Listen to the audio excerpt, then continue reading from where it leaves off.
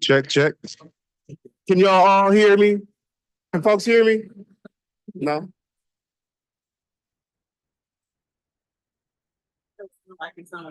Check, check.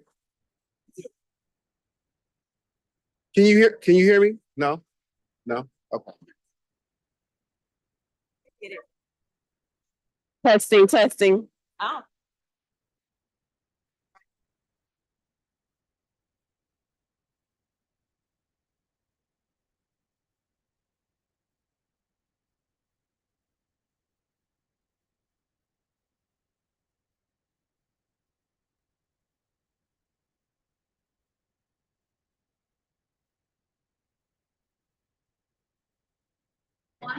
Check.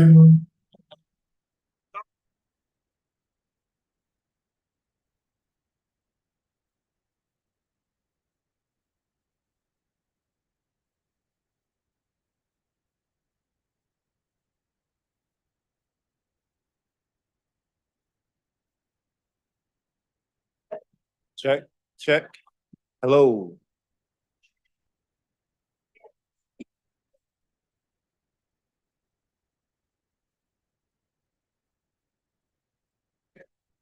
Check, check.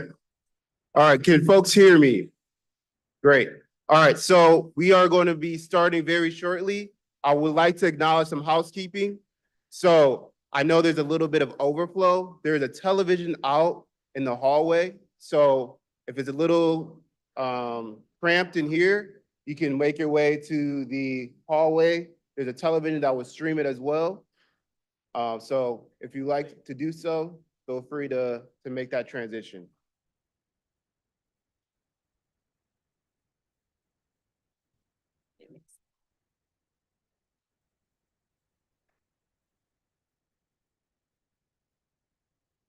All right, so good morning, everyone.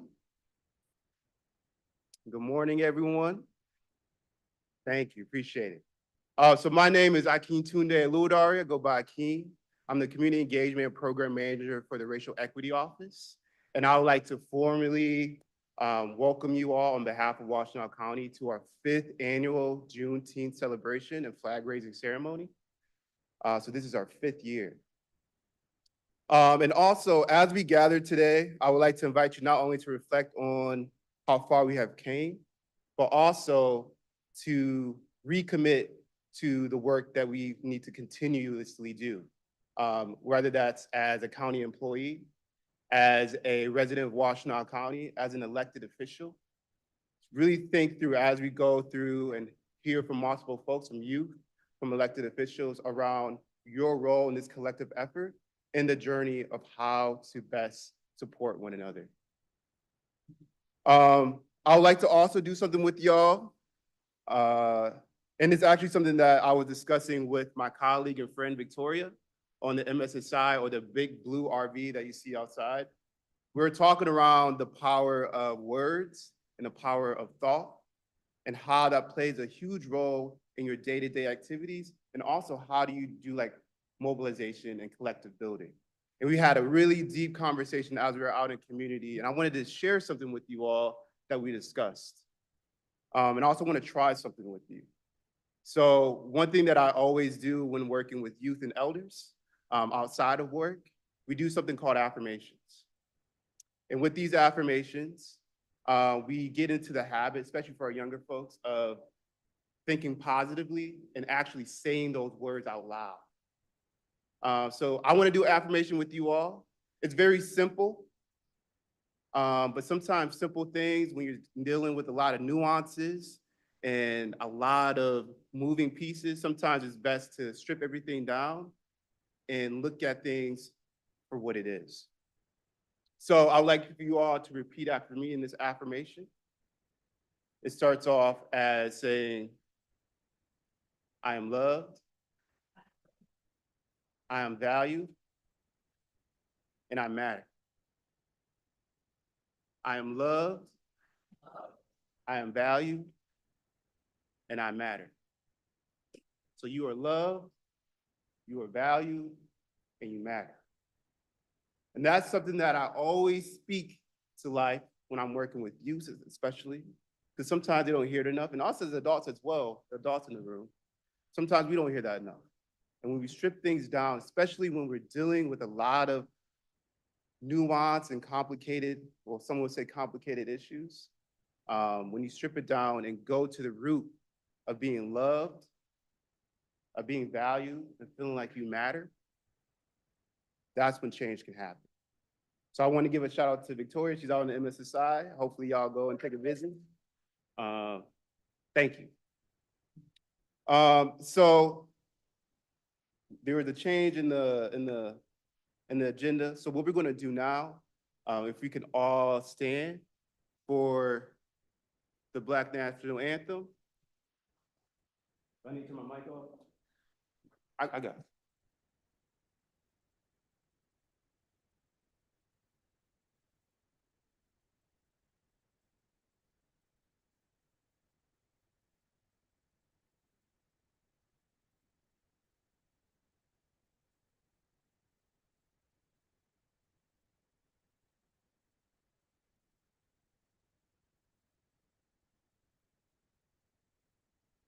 Good morning.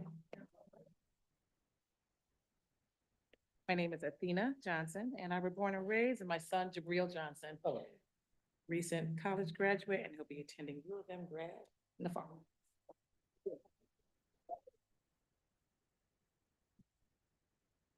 Right.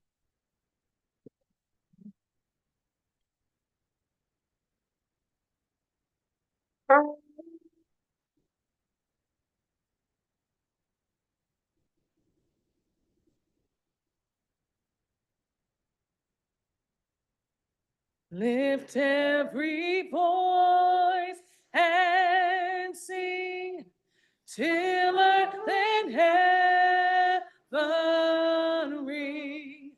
Ring with the harmonies of liberty. Let our rejoicing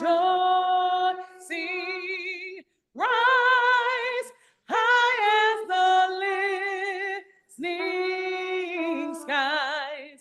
Let it resound loud as the rolling sea. Sing a song full of the faith that the dark past has taught us. Sing a song full of the hope that the present has brought us. Facing the rising sun of our new day begun. Let us march on till victory is won. Second verse. Stony the road we trod, bitter the chastening rod, felt when the days when hope unborn had died, yet with a steady beat have not our weary feet come to the place for which our fathers died. We have come over a way that with tears have been watered. We have come treading the path through the blood of the slaughtered. Out on the gloomy paths till now we stand at last, where the white gleam of our bright sun is cast. Third verse. God of our weary years, God of our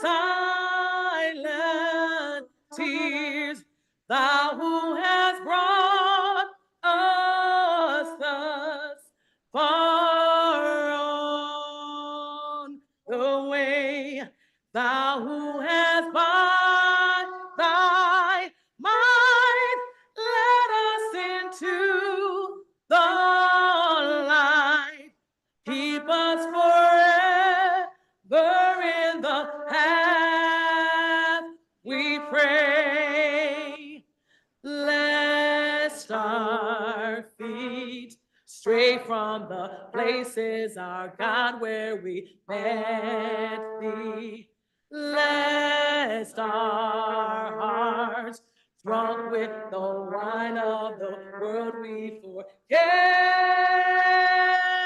thee. Shadow beneath thy hand, may we forever stand true to our God, true to our native land.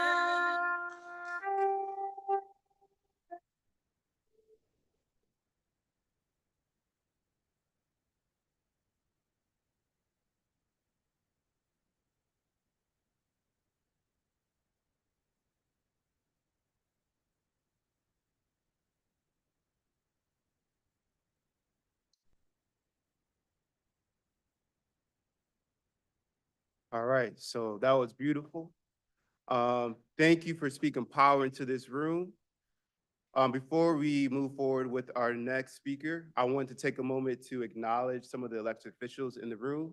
And please, please give grace. If I miss anyone, if I miss you, just raise your hand, say your name, title.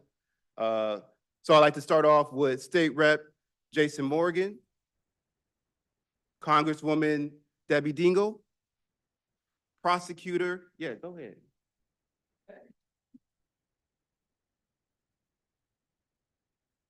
Prosecutor Ellie Savitt,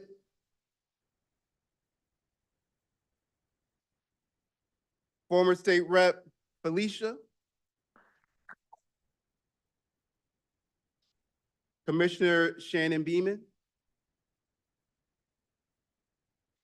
Commissioner Light,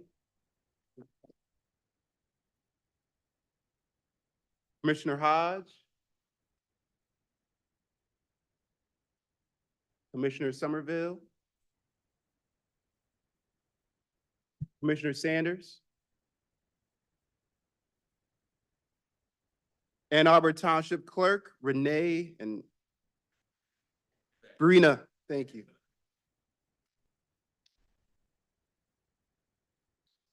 Treasurer Letitia Sharp,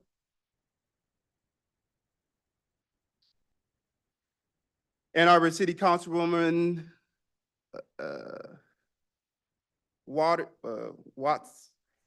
Fritz Watson, thank you. Sorry, Chris, it was a mad dash right on Yeah. there. And then, Why are you hiding back there? and I like to acknowledge and lift that up really quick. I love that because that really demonstrates that collective effort and how it takes a village.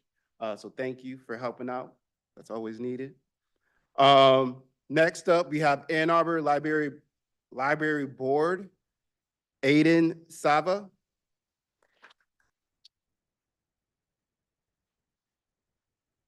Superior Township Trustee Dana Green. And then District Court Judge Karen Moore. Karen Moore. Thank you. And then I believe I'm sure I missed some folks. Would you like to introduce yourself? I don't.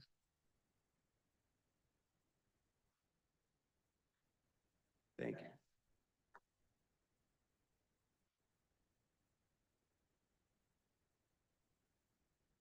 Ms. Felicia, do you mind introducing?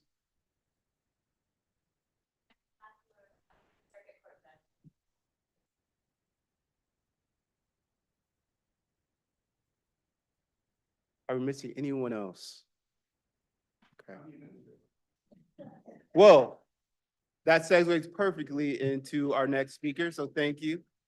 So with that being said, I would like to lay it over to our County Administrator, Gregory Dill. Good morning. Good morning. Hey.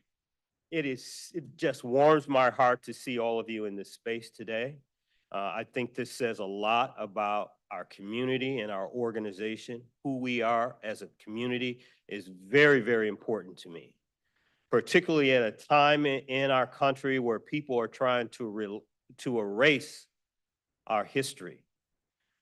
This gathering tells me that there is hope and that we can move our country forward and be inclusive for everyone. I'd also like to take this moment to thank our County Board of Commissioners. I see a few of them in the back room. Listen, we can't do anything in this community. This organization can't be successful without their leadership. So the fact that we're in this room today celebrating Juneteenth is a component of the work that they have moved forward. So I'd love for you all to give them a round of applause for the work that they're doing.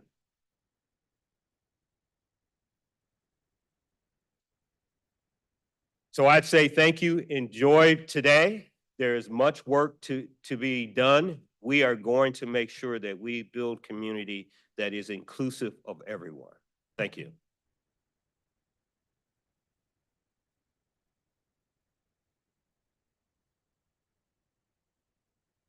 So next up, we have Congresswoman Debbie Dingell. I'd like to.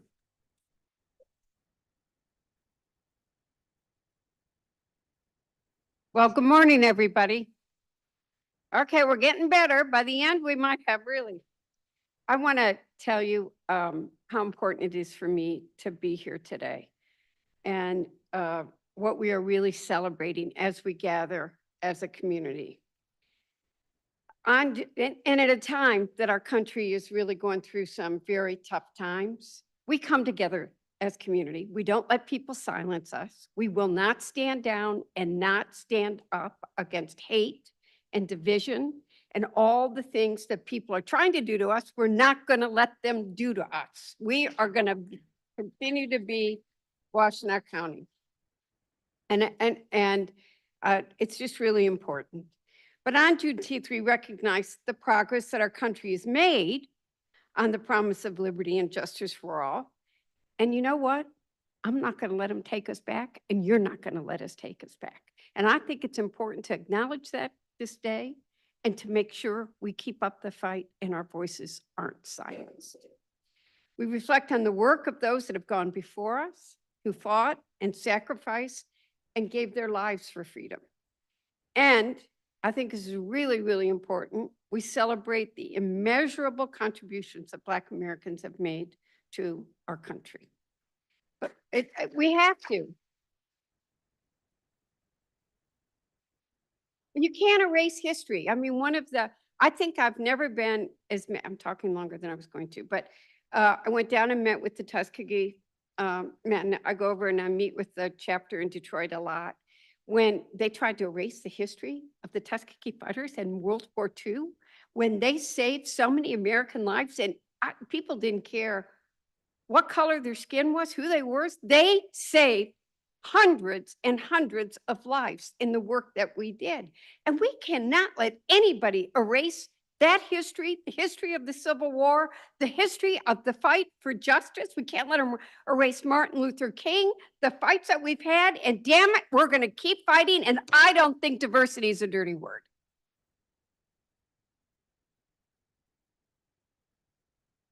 But when President Biden signed Juneteenth into law as a national holiday, he said, and this is what I really wanted to say, it's simply not enough to commemorate June 13th. After all, the emancipation of enslaved Black Americans did not mark the end of America's work to deliver on the promise of equality. It only marked the beginning. And to honor the true meaning of Juneteenth, we have to continue to work towards that promise. We got to acknowledge that there's a need to create a future that is inclusive and just, a future that holds equity at its core. We got to continue to fight for equal access to health care, housing, education, and opportunity. And we've got to come together to listen, to learn, to heal, and not be afraid to have the difficult conversations we need to have to create change. John Lewis, who was my dear friend and John's, spoke at John's funeral, said, when you see something that's not right, not fair, not just, you have to speak up. You have to say something. You have to do something. So as we celebrate this Juneteenth as a community, let's make that promise to each other that we have everybody's backs. We're going to stay in the fight. We're not going to be intimidated. We're not going to let our voices be silenced. We're not going back. And we're going to stay in this fight together alongside of each other. Thank you.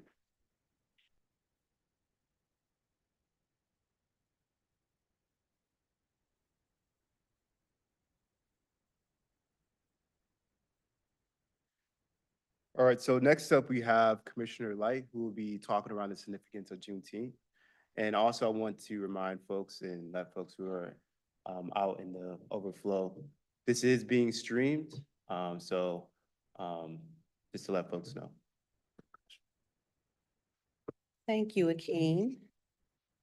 Top of the morning, everyone. Greetings to you on this wonderful day that we are celebrating in advance so that we can celebrate with our family and our friends on tomorrow, on Juneteenth, our Freedom Day.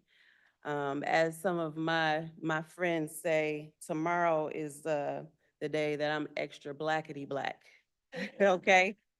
The significance of Juneteenth, for many folks just say Juneteenth, but it's Freedom Day. It's when slaves and even the Black folks up north were able to say we were truly and really set free. Where in some states, it wasn't so true. Later down the road, we had to wait, word had to get out. As now, it would be social media, it would be the news, but word had to travel. The ink had to be laid on the paper, in the news, by word of mouth. Hey, I think Black folks are free. I think they're able to say, we won't be owned by them, him, he, she, they, whomever. They're free.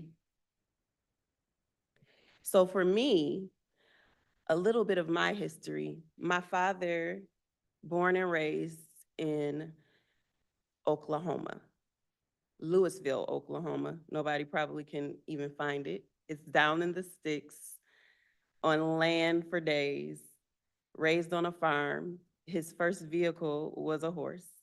I said, oh, that was pretty cool. I wish I could have rolled up at school on my horse.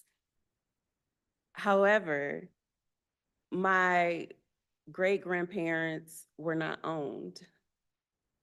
My great-grandparents were not owned either. However, they were still bound because there were so many bounds to where they could not just be free.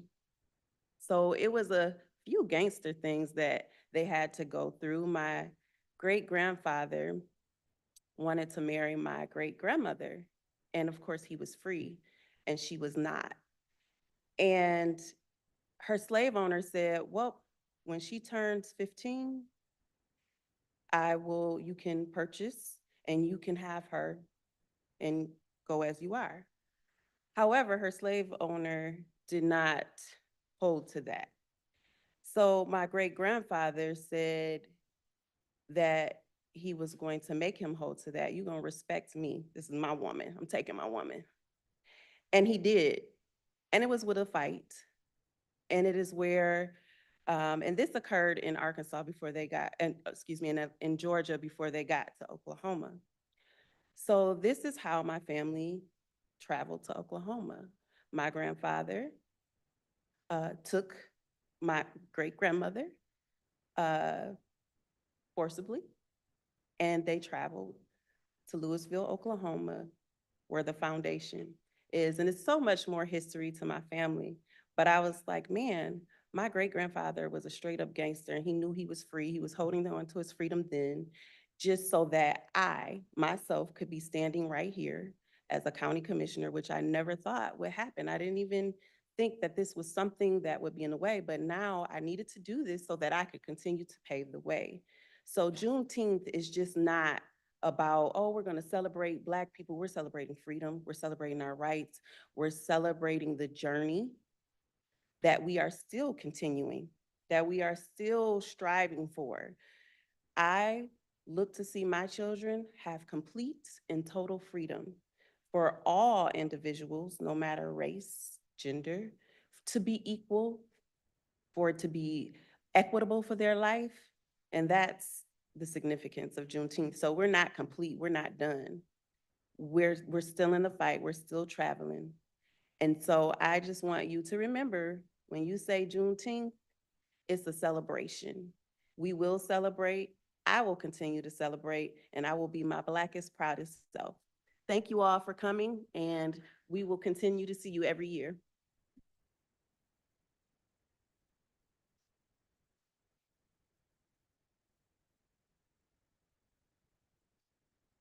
Thank you, Commissioner Light.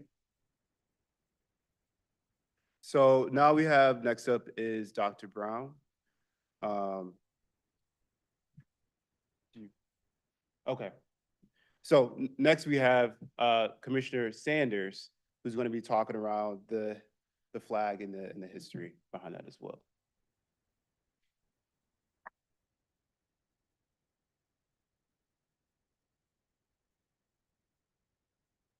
Good morning. I never get to stand at this podium. Should just take it in for a minute. So I have the privilege of being able to speak to you about the significance of the flag. The Juneteenth flag represents new freedom, new people, and a new star. The official Juneteenth flag was designed in 1997 by Ben Haith, founder of the NJCF, which was refined in 2000 by artist Lisa Janae Graff. The first Juneteenth flag raising ceremony took place on June 19th, 2000, at the Roxbury Heritage Park in Boston, Massachusetts. Here is what each element of the Juneteenth flag represents. The colors.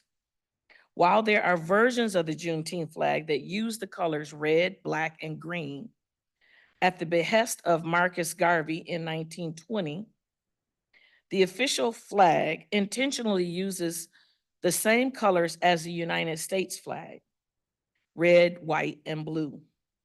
It is meant to show that the formerly enslaved and their descendants are free Americans as well. The arc was added in 2007. It represents a new horizon, meaning fresh opportunities and promising futures for Black Americans. The star, which is a nod to Texas, the Lone Star State, where Juneteenth was first celebrated in 1865. It also represents the freedom of every Black American in the United States, in the 50 states. The burst, the outline surrounding the star, is meant to reflect a nova, or a new star, which represents a new beginning. In 2007, the date of the first Juneteenth was added to the flag, June 19th, 1865. This is the flag we fly on this historic day, and we are proud to fly for the first time in history over the seat of Washtenaw County government. This is a flag that I think should be flown next to United States flag everywhere. Personal opinion. I thank you very much for allowing me to come and share the significance of the flag. And I think I'm turning this back over to Akeem.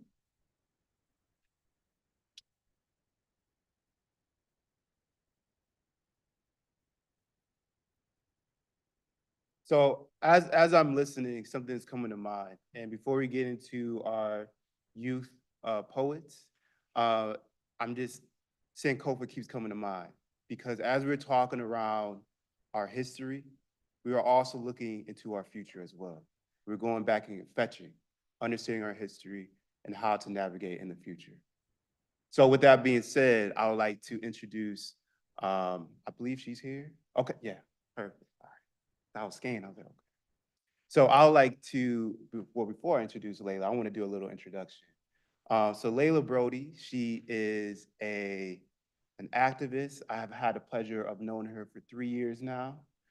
She has been advocating for her community, speaking up at board meetings, and she has been very involved to the point now she is mentoring other folks. And she has a podcast with youth talking around power building, how to work collectively, and it's actually called Sankofa. So with that being said, Layla, would you like to come up and read one of your poems?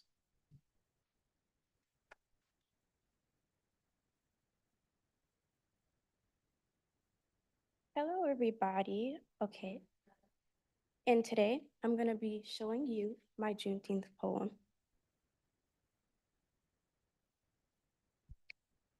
Juneteenth, not just red drinks and soul food plates, but the chains left scars that power still paints. Signed our names beneath the skies, but the big house still told lies. We laugh loud now, but don't get it twisted. History ain't healed, but just nicely listed. A holiday, yes, but make it known. We built this country, but don't just own the throne. Serve the cobbler, hold the stair, tell the room where the answered prayer. It's more than red velvet and cookout beats. It's memory, resistance, ghost in the streets. So when they say celebrate, I nod and grin, but I know we're still fighting to actually win.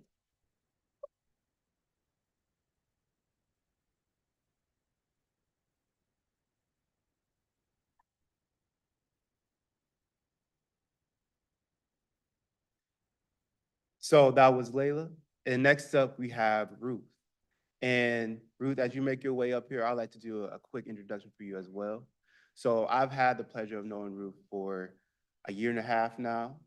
And I actually just fumbled and we went to a youth poetry slam and she was presenting. And I was like, wow, I would love to somehow, how can we connect? How can I support in the work and the efforts that you do? She is now a senior. Oh, my bad. Okay, graduate. Graduate at Eastern Michigan University. And with that being said, Ruth, would you like to come up and present?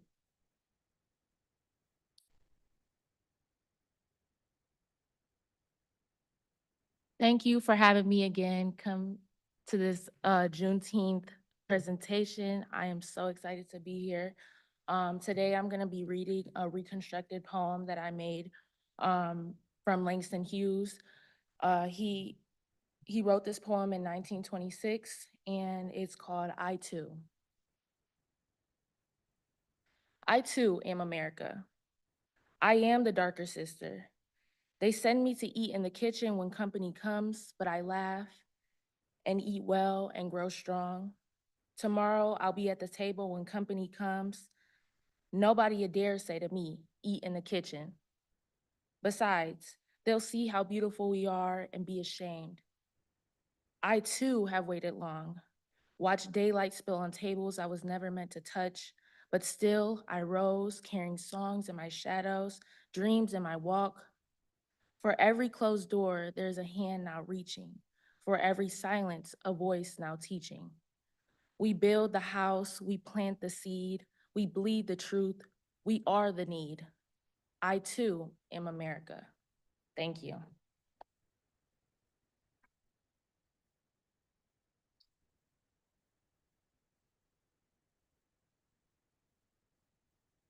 Thank you, Ruth. So now we have Dr. Brown, and Dr. Brown will be talking around some more historical context around Juneteenth as well.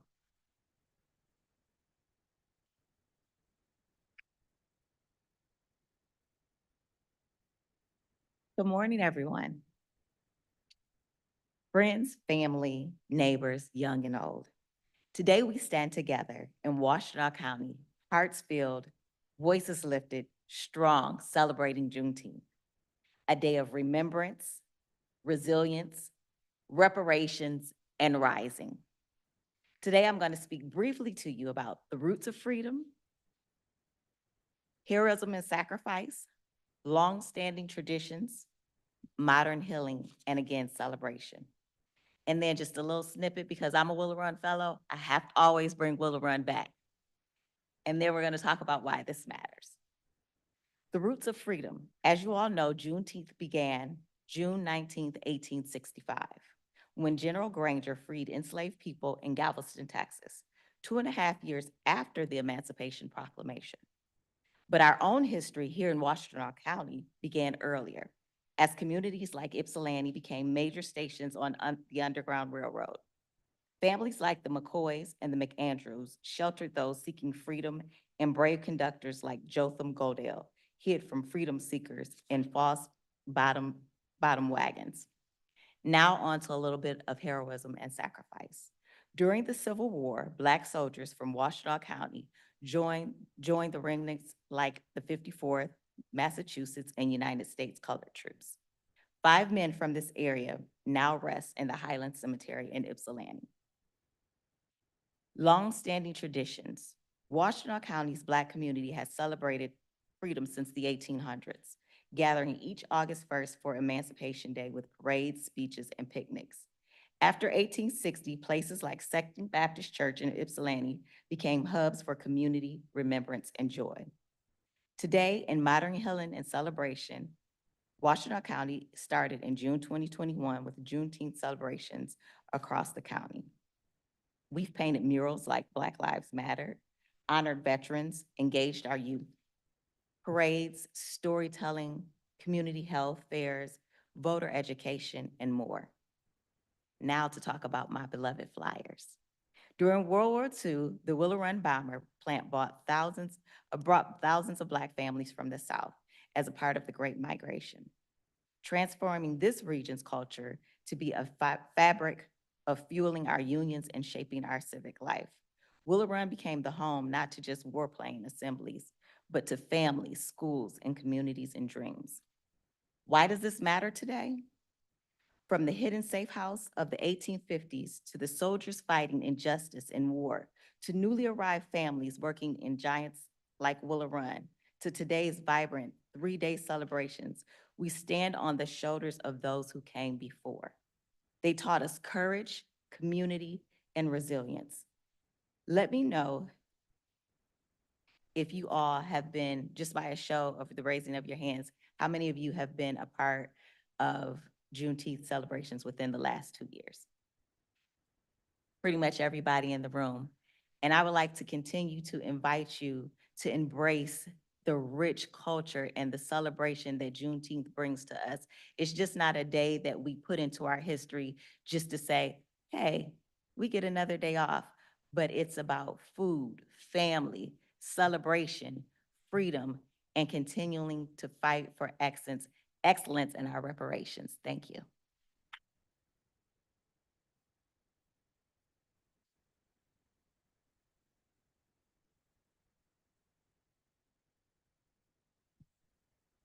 So before we have one of our keynote speakers speak, I'd like to first do an introduction to the best of my ability. So we have Dr. Debbie Mitchell-Covington. And Dr. Debbie Mitchell-Covington is a multi-talented professional who has made a significant contribution as an executive leadership coach, higher educational professional, and community leader. Currently, she serves as a strategic partnership and equity initiative director at the University of Michigan College of Engineering, where she leads initiatives focused on students' access, retention, and excellence, partnership with minority serving institutions, and is an executive leadership coach. She has been recognized with numerous awards, including the University of Michigan Distinguished Diversity Leader, the Willie Hobbs Moore Mentoring Award, the John Matlock Cornerstone Award, and the Washtenaw Community College Women's Council Shiro Award for her dedication to fostering educational growth and community impact. Dr. Covington also plays an active role in preserving Black history and promoting community development. Since 2014, she has been serving on the board of directors for the African American Cultural and Historical Museum, AACHM, becoming chair in 2020. And under her leadership, the museum secured a permanent location and significant funding for her renovation and growth. So let's pause for that permanent location. Yeah. And Dr. Covington's academic background includes a bachelor's degree in urban development, a master's degree in social work, and a practical theology and a doctorate in ministry, reflecting her broad expertise across multiple fields. And I also want to add this to it as well. Recently, after I finished college at University of Michigan, I worked out of the School of Engineering in the office. And that was like my first office job.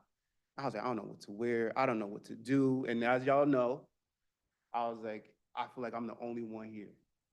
And Dr. Covington, I remember she came in our office and she took me under her wing. And we stayed connected to this day. So it is my pleasure to introduce Dr. Covington as our keynote speaker.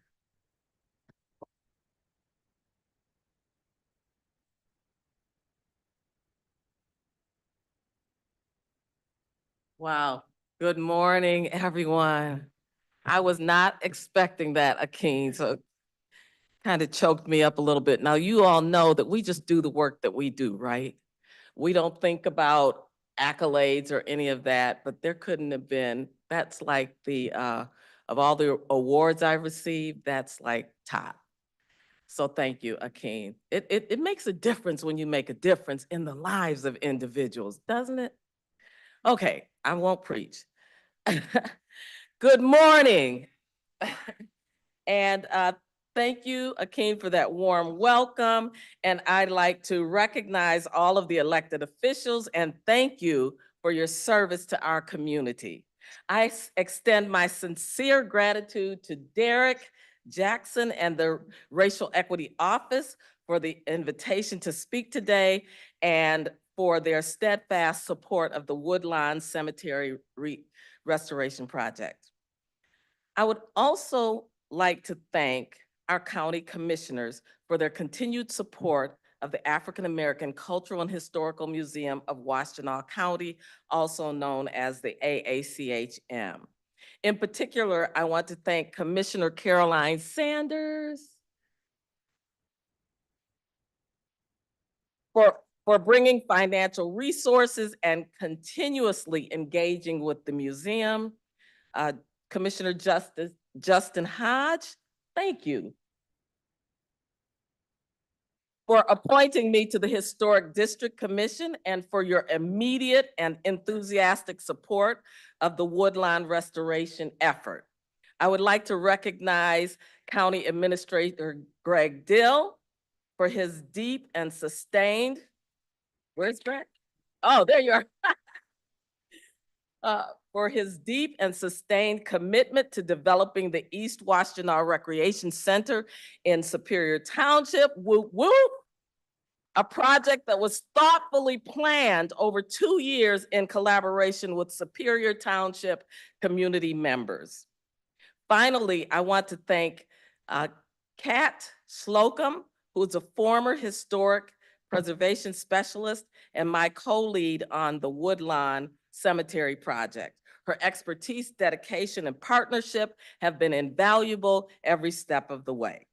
So today, we honor Juneteenth, not just as a historical moment, but as a living reminder of how truth, justice, and dignity must be fought for. Amen, Representative? Amen. And so it has to be fought for, revealed, and preserved. I will talk briefly about making the unknown known and the invisible visible. On June 19th, 1865, freedom finally reached Galveston, Texas. thousands of Black people were still in bondage, not because they weren't legally free, but because their liberty had been hidden from them. The Emancipation Proclamation had been signed over 2 years earlier, but the truth was buried deep in the hearts of their enslavers. Freedom was known by the law, but not made known to the people. And it took the arrival of General Gordon Granger and his troops to declare out loud to make the unknown known. That is the spirit of Juneteenth. It is the celebration of truth coming to light, and it is a call to action, to uncover what has been hidden, to speak what has been silenced, and to make the invisible visible. And yet, the work of revelation did not end in Galveston. We must ask ourselves, how many more truths remain untold? How many more names remain unspoken? How many stories lie buried beneath the soils of our communities?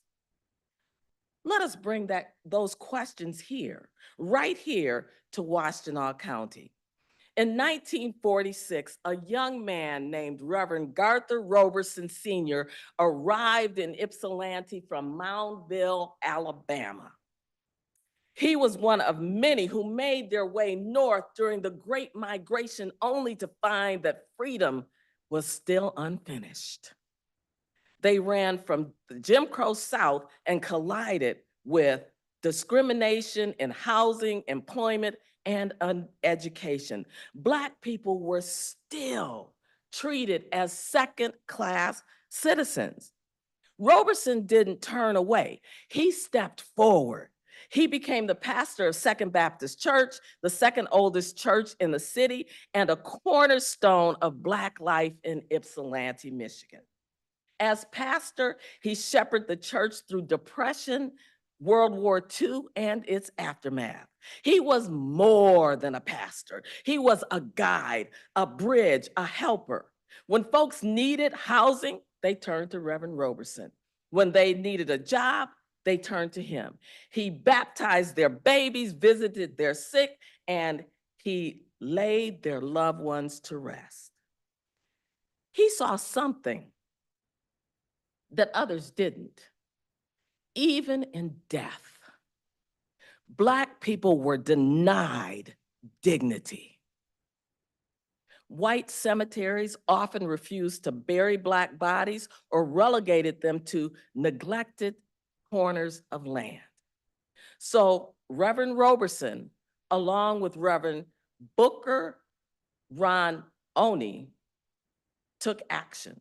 They purchased the land at 7800 South Huron River Drive in Ypsilanti Township and founded Woodlawn Cemetery, the only documented Black cemetery in Washtenaw County. How many of you knew about Woodlawn? Great. We've been putting forth some efforts. So I was gonna say, that means we're making a difference, right? Woo! Okay, so from 1946 to 1965, about 150 Black community members, including 18 veterans, were buried at Woodlawn. Reverend Roberson and Reverend Ronany are buried in the center of the cemetery. But over the years, the cemetery became overgrown and neglected. Since 1965, Woodlawn, much like the history it holds, has been invisible to most of the community. Hidden behind trees, run over by brush, passed by without a glance. That's why in January of this year, the African American Genealogical Society of Washtenaw County contacted the ACHM to restore Woodlawn. At the Historic District Commission's January meeting, one of the commissioners discussed Woodlawn, the forgotten sacred space. With the support of the former preservationist, Cat Slocum, we contacted Ypsilanti Township, which responded with action. In May, The Racial Equity Office committed to supporting the project. For the first time in Washtenaw County's history, the cultural and historical entities joined with the municipalities to forge a partnership to restore dignity to the land and the people buried there. But the story would be incomplete without centering and honoring the wishes and the voices of the descendants, the sons and daughters, the grandchildren and great-grandchildren that rest at Woodlawn. On May 5th, we invited them to return to the sacred ground, to walk among the trees and search for their family. One mother told us she's been looking for her son for years. Another shared how she faithfully cleared the grave of her great-grandmother, Mrs. Bertha Campbell. Pastor Melvin Lewis, whose grandparents, Jesse and Fanny Burton, are buried there, reminded us that these are not just names. They are the nucleus of Ypsilanti. And now we carry forward that work to preserve, to honor, and reveal.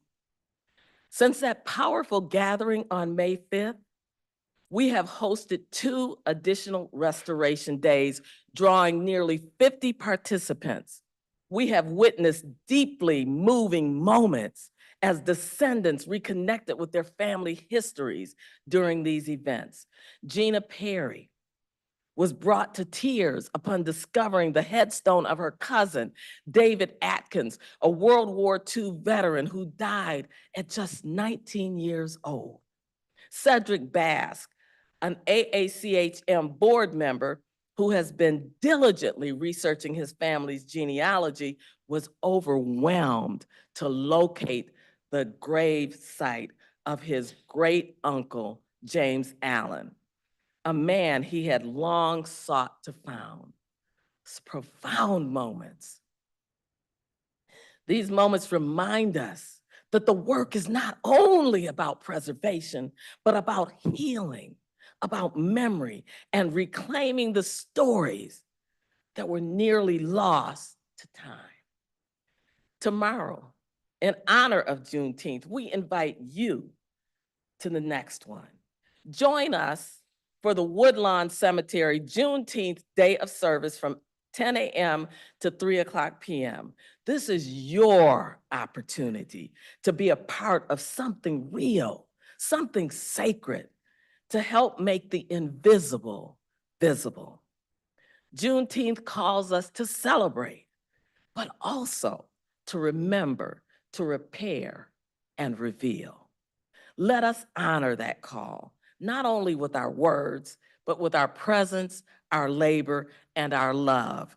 Together, let's make the unknown known and the invisible visible.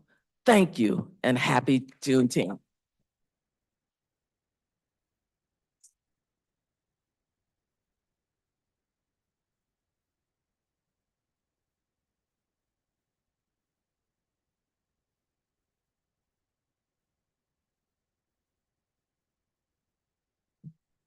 Thank you. Thank you, Dr. Covington. I think we have a call to action. So as we're talking around the historical components and pieces of Juneteenth and talking around what are we doing currently, what can we do now? So I love doing this call and response, but so do you remember what time we're gonna meet tomorrow? What time? At 10 a.m. And where's it gonna be at? Woodlawn Cemetery. So I'm gonna be there. We're gonna be there as the REO office with the MSSI, so the Mobile Support Service vehicle. So I hope to see some familiar faces from today, tomorrow at 10 at Woodlawn Cemetery. So please put that in your mind bank. Next up, we have Commissioner Hodge. Commissioner Hodge. Oh, You right here, okay. He was right. Commissioner Hyde. Good work, good work. All right, good morning, everybody. I don't always like being at the end because I'm standing before you and snacks and the flag raising, but they like putting me at the end. I want to remind everybody that tomorrow is a county holiday and we still have a number of staff that will be participating at the Woodlawn event. I'll be there too, so I hope you'll join all of us. So I have some brief closing remarks and then a surprise. If you've been following some of the meetings we've had, I've mentioned there might be a surprise coming up. So let's get through the closing remarks and then we will, you're gonna like the surprise. All right, so as we come to close today's Juneteenth celebration, I want to thank each of you for being here, not just to witness history, but to honor it, to carry it forward, and to let it shape the work that we do together. Juneteenth reminds us that freedom has never been given, has been fought for, demanded, and earned through generations of struggle and courage. While we celebrate how far we've come, we must also acknowledge how far we still have to go. Today, we lifted voice in song, in reflection, and in community. That is no small thing, because when we come together, grounded in truth and driven by hope, we become part of the very movement our ancestors dreamed of. So let us leave here not only inspired, but committed to justice, committed to equity, committed to building a future where every person is truly free. Thank you for being part of that and joining us today. So next, I want Debbie to come back up. So Debbie, when we were starting, says, "Oh, I hate when you go before me." Like, I didn't want to go after you, Debbie, because I mean, those comments were fantastic. So we really want to thank you for all the work that you've been doing with Woodlawn. It's been a fantastic partnership. Cammie, now's the appropriate time. Greg, now's the appropriate time. Go on. So what we have here for you is a check for Woodlawn Cemetery for you to continue phase one. I believe this is enough to complete phase one of the restoration of Woodlawn Cemetery. Thank you so much. So in addition to joining us,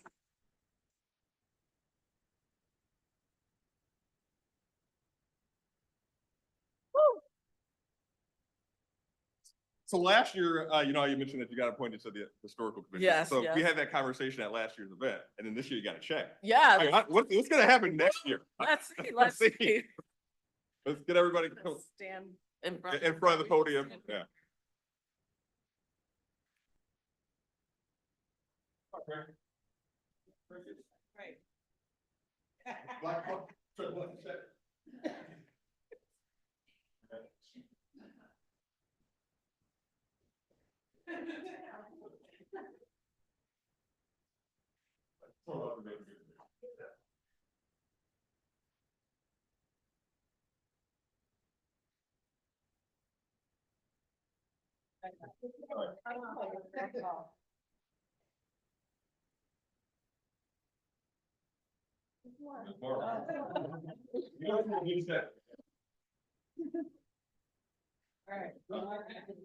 You want to say anything? I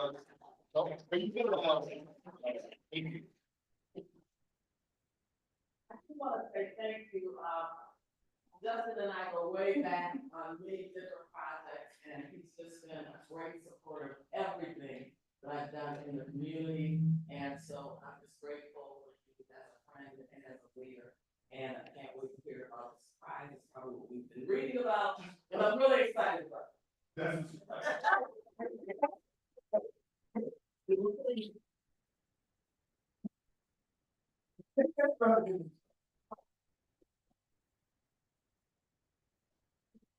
$1 million in the transitional home. Oh, yeah, that's good. Yeah, that's what it's. All right, flag raising now? You have more to say.